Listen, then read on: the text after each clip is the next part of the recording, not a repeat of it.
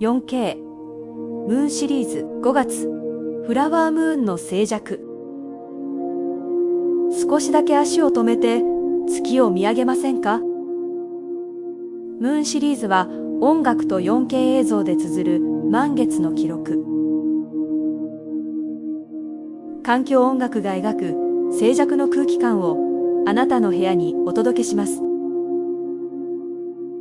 今月の月はフラワームーン、プサンのタデポで収録しました。春の生命があふれ出し、野山を鮮やかな色彩が埋め尽くすこの時期、ネイティブアメリカンの人々は感謝を込めて花の月と名付けました。花々が夜の闇に溶け込み、月の光がその香りを優しく撫でる華やかな満月。プサン・タデポの海からお届けします。気温は25度に達し、日差しはもう真夏の予感。この日は5月1日、韓国では労働者の日という休日でした。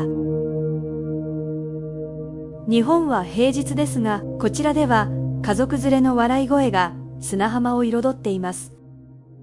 日常の喧騒が少しだけ穏やかな喜びに変わる特別な日暮れ。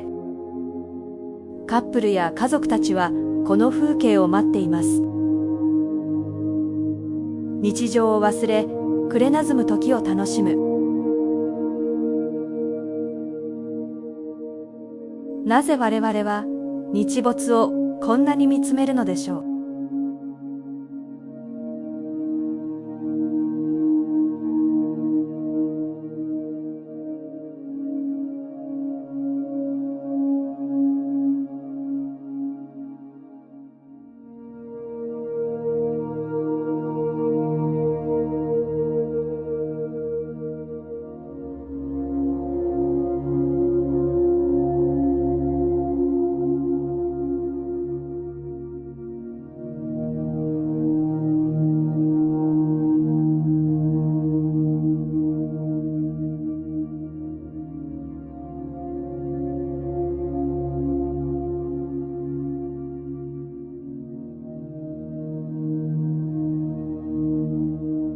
ここから夜の始まり。ちなみに韓国の夜間飛行は日本のような包括申請は認められません。個別申請が原則で、日本より承認基準が厳しめで時間もかかります。空が藍色に染まると同時に始まる華やかな噴水ショー。かつてギネス記録にも認定された世界最大級の水と光が静寂の海に鼓動を刻みます。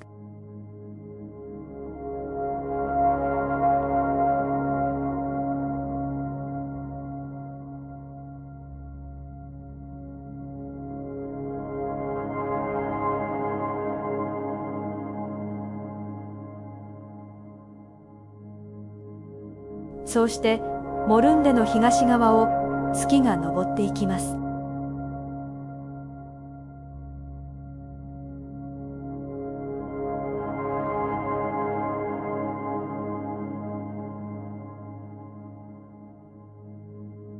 韓国プサンでの5月フラワームーン。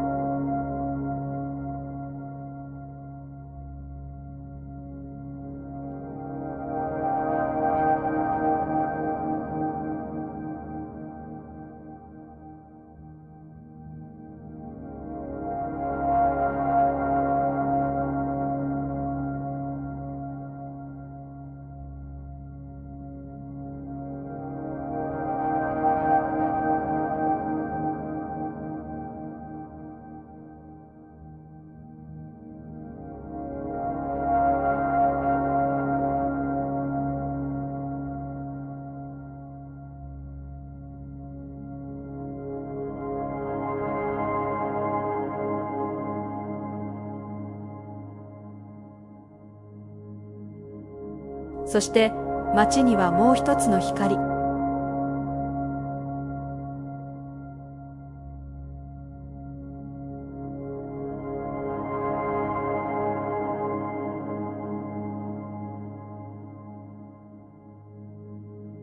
灯籠祭りの点灯式がありました。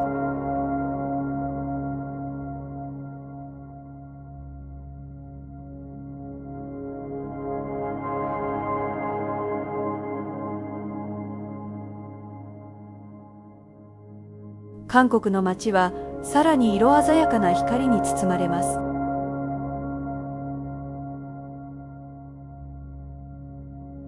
韓国の年頭会ヨンドゥンフェは1200年以上の歴史を持つ伝統行事です。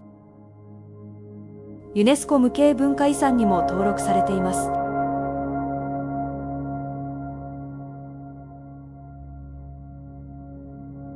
灯籠を灯すことには仏教において無知の闇を照らす知恵と、すべてを包み込む慈悲の象徴という意味が込められています。5月1日の点灯式はお釈迦様の誕生日を祝う期間の始まり。フラワームーンの下で厳かに営まれました。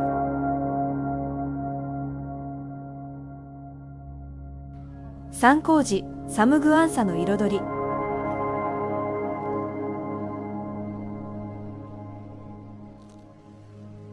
CNN によって韓国で最も美しい場所50選に選ばれた場所。境内の膨大な灯籠には個人の願いと平和への祈りが込められています。フラワームーンが空に咲く花なら、この灯籠は地上に咲くもう一つの光の花。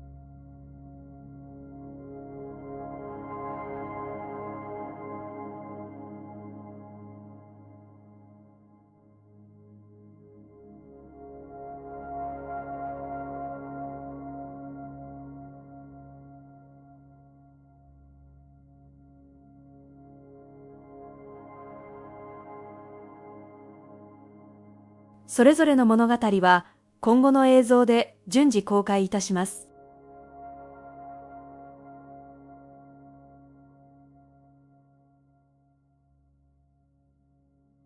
最後までご視聴ありがとうございました。